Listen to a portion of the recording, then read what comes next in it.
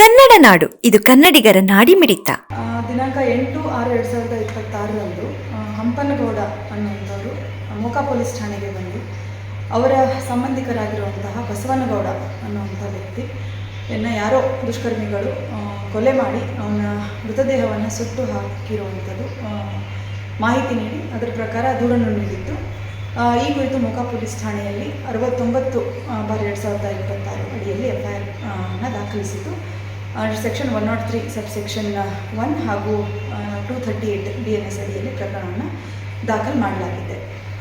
ಈ ಪ್ರಕರಣದ ತನಿಖೆಯನ್ನು ಪಿಡಿಹಳ್ಳಿ ಪೊಲೀಸ್ ಇನ್ಸ್ಪೆಕ್ಟರ್ ಅವರು ಕೈಗೆತ್ತಿಕೊಂಡು ಪರಿಶೀಲನೆ ಮಾಡಿದಾಗ ಅವರದೇ ಸಂಬಂಧಿಕರಾಗಿರುವಂತಹ ಮೋಕಾ ನಿವಾಸಿಗಳಾಗಿರುವಂತಹ 3 ಜನ ಗಂಡ, ಹೆಂಡತಿ ಹಾಗೂ ಹೆಂಡತಿಯ ತಮ್ಮ ಇವರು ಆ ವ್ಯಕ್ತಿಯ ಕಿರುಕುಳ ತಾಳಲಾರದೆ ಆ ವ್ಯಕ್ತಿಯನ್ನು ಕೊಲೆ ಮಾಡುವ ಉದ್ದೇಶದಿಂದ ಅವನನ್ನು ಹತ್ಯೆಗೈದು ಪರಾರಿಯಾಗಿರುವಂಥದ್ದು ಕಂಡುಬಂದಿದೆ. ಮಹಿಳೆಗೆ ಅಂದರೆ ಆರೋಪಿ 2 ಏನಿದ್ದಾಳೆ ಆ ಮಹಿಳೆ 30 ವರ್ಷ ವಯಸ್ಸು, ಅವಳಿಗೆ ಮೃತ ವ್ಯಕ್ತಿ ಒಂದು ವಿಡಿಯೋವನ್ನು ಅವಳಿಗೆ ಕಳಿಸಿ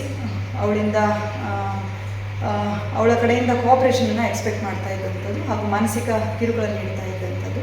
ಆ ಕಿರುಕುಳವನ್ನು ತಾಳಲಾರದೆ ಆ ಮಹಿಳೆ ತನ್ನ ಗಂಡನಿಗೆ ಆರೋಪಿ 1 ಅವರಿಗೆ ತಿಳಿಸಿದ್ದು, ಹಾಗೆ ಆರೋಪಿ 3 ಅವಳ ತಮ್ಮ ಅವನಿಗೂ ಕೂಡ ವಿಷಯ ತಿಳಿಸಿದಾಗ ಅವನಿಂದ ಕಿರುಕುಳ ಯಾವಾಗ ಕಡಿಮೆ ಆಗಲಿಲ್ಲ ಅವನನ್ನು ಹತ್ಯೆಗೈದು ಅವರು ಪರಾರಿಯಾಗಿರ್ತಾರೆ.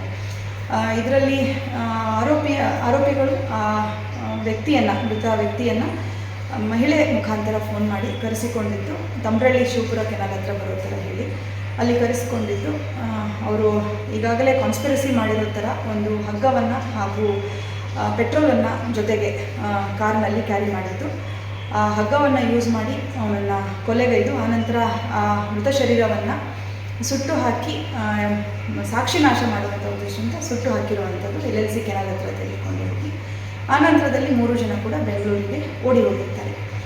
ತನಿಖೆಯನ್ನು ತುಂಬ ಅತ್ಯಂತ ಸೂಕ್ಷ್ಮವಾಗಿ ಪರಿಶೀಲಿಸಿದ್ದು ಹಾಗೂ ಟೆಕ್ನಿಕಲ್ ಇನ್ವೆಸ್ಟಿಗೇಷನ್ನ ಮಾಡಿದ್ದು ಪಿಡಿಹಳ್ಳಿ ಇನ್ಸ್ಪೆಕ್ಟರ್ ಹಾಗೂ DYSP ಶಿರಗುಪ್ಪ ಅಡಿಷನಲ್ SP ಅವರ ನೇತೃತ್ವದಲ್ಲಿ ತುಂಬ ಚೆನ್ನಾಗಿ ಇದನ್ನು ತನಿಖೆಯನ್ನು ಕೈಗೊಂಡಿದ್ದು, ಪ್ರಕರಣದಲ್ಲಿದ್ದಂಥ ಭಾಗಿಯಾಗಿದ್ದಂತಹ 3 ಜನ ಆರೋಪಿತರನ್ನು ಈಗಾಗಲೇ ನಾವು ಅರೆಸ್ಟ್ ಮಾಡಿದ್ದು ಅವರನ್ನು ಜುಡಿಷಿಯಲ್ ಕಸ್ಟಡಿಗೆ ನೀಡಿದ್ದೇವೆ.